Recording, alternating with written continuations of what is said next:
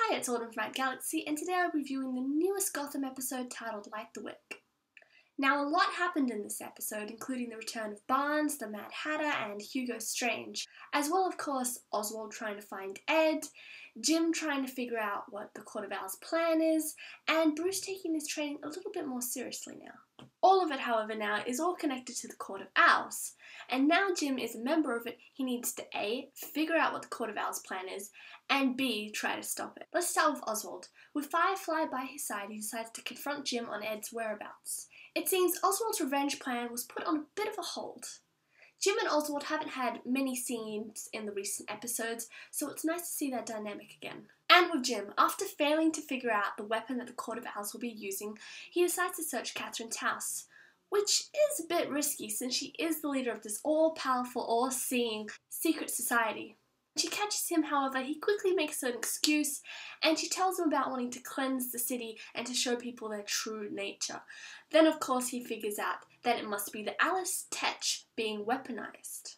And as subtle as Jim is, with just a foot out the door, he decides to call up Harvey and very clearly and very loudly announce that he's figured out what the weapon is.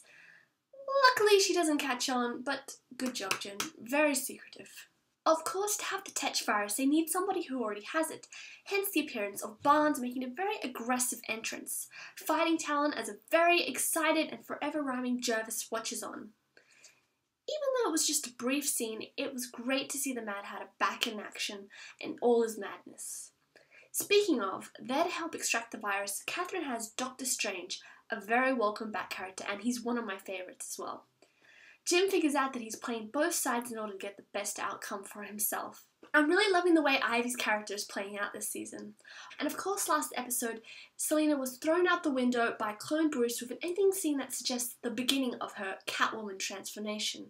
And so, Ivy finds her in a coma and immediately takes action with her healing plants. When Selena finally wakes up, Ivy's reaction is very endearing. However, Selena only has one thing on her mind, and that is revenge.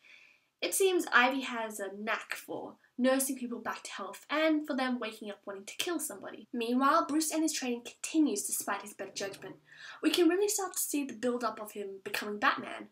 We get another glimpse into his memories at his parents' wake, and he shares his frustration how he was the only one that was angry about their deaths. Bruce is told that he needs to let go of that anger in order to become stronger.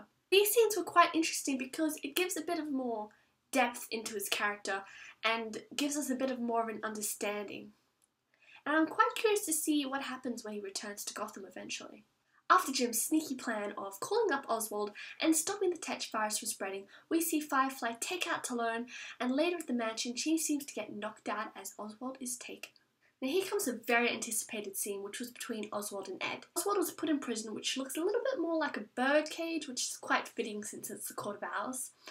Ed was, of course, very shocked and surprised, but he didn't seem to doubt that it may be another hallucination, which I kind of would have liked to see when that happened. I thought that could have been kind of funny. But with Ed all wide-eyed, Oswald had a murderous look on his face trying to grab at him through the bars. There were very few words spoken, but it made for a very tense scene, and I'm interested to see how they'll get along in the next episode.